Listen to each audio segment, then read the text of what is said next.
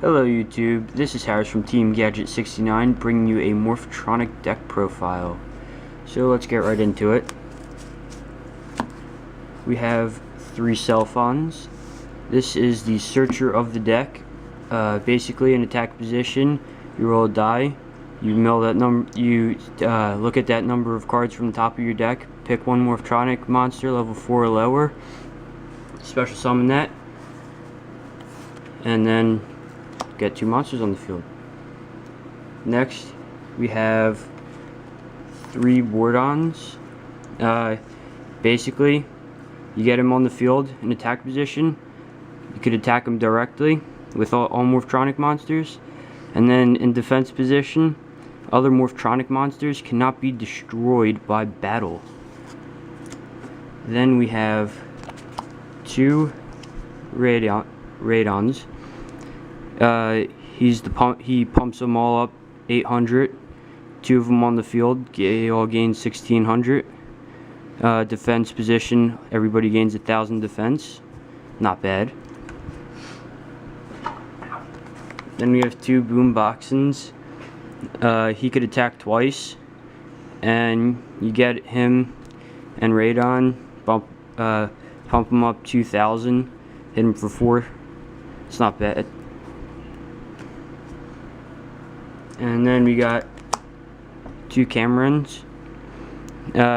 Basically, when he's destroyed by battle and he's in attack position, you could special summon a level 4 or lower. You get back Boom Boxin. Maybe you want to get back a Radon, or you want to hit him directly for game. Then we have 2 Scopins. He's a tuner, so you get out your Power Tool Dragon. You could special summon a level 4 or lower morphtronic monster from your hand. You gotta destroy it from the end phase, or if he's in defense position, he's a level 4, so you just need to use him in a level 3.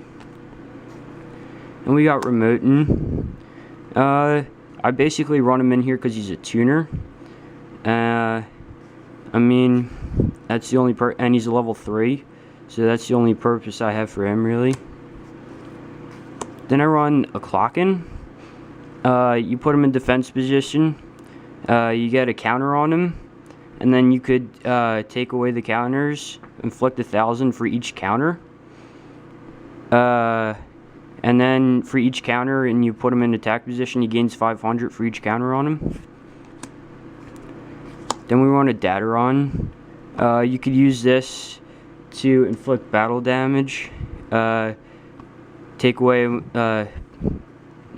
discard, and or you tribute 1 monster and inflict 600 while he's in attack, or you can inflict 300 while he's in defense.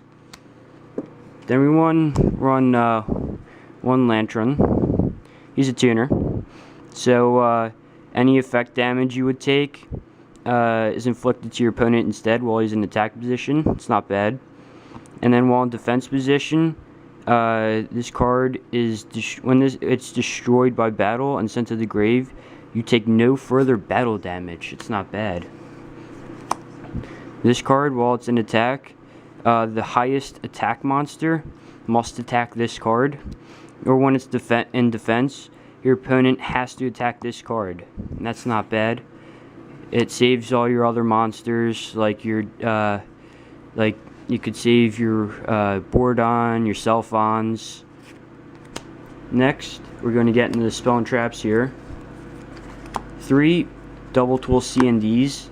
I run the 3 of these for the purpose of the Power Tool Dragon. He's basically the big monster you want to get on in this deck. Okay, so next, we run 2 morphtronic maps. And basically, you want to change your battle positions a lot. And when you do that, you put a counter on this, gain 300 attack for each counter. That's another way to pump them all up. Then I run 1 Cord, change your battle position, pop a back row. Junk box, you get a level 4 or lower back. So if you have a level 4 You could use scope. You could normal summon scoping. Use this. Make power tool. And or a card rotator, because you want, if you have a map out, you want to change their battle positions and get counters on that. I run an armored unit just because they're all machine type monsters.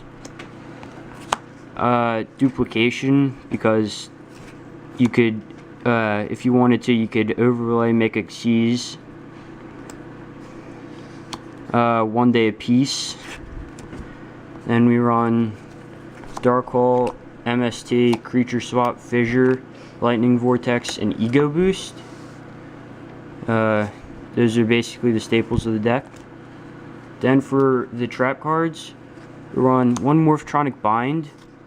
This is basically like gravity bind, but if you control a morphtronic but you have to control a morphtronic monster.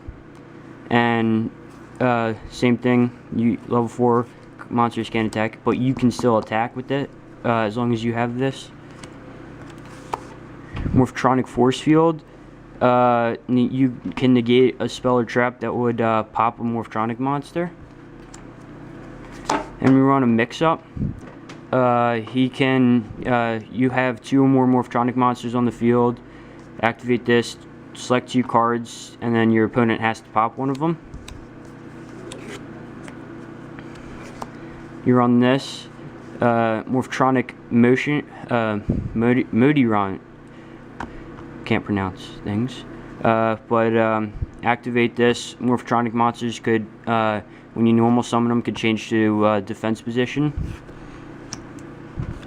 Then we run a zero gravity, change your battle positions. Then we run a call, compulse, and trapple. So that's it for the main deck. Onto the extra deck. We run one number 17.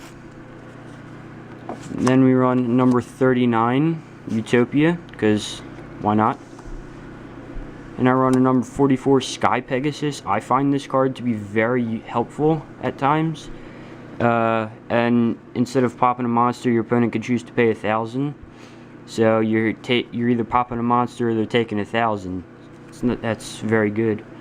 And we're running one-eyed skill gainer, because he's a level 4, and this deck has a good bit of level 4s. Then we run number 69, because I had a level 4, and I wanted to throw it in there. And then we run this, the Power Tool Dragon. Basically, if you don't have a double tool C and D in your hands, he gets to search, and usually what you'd want to search out is your three of these.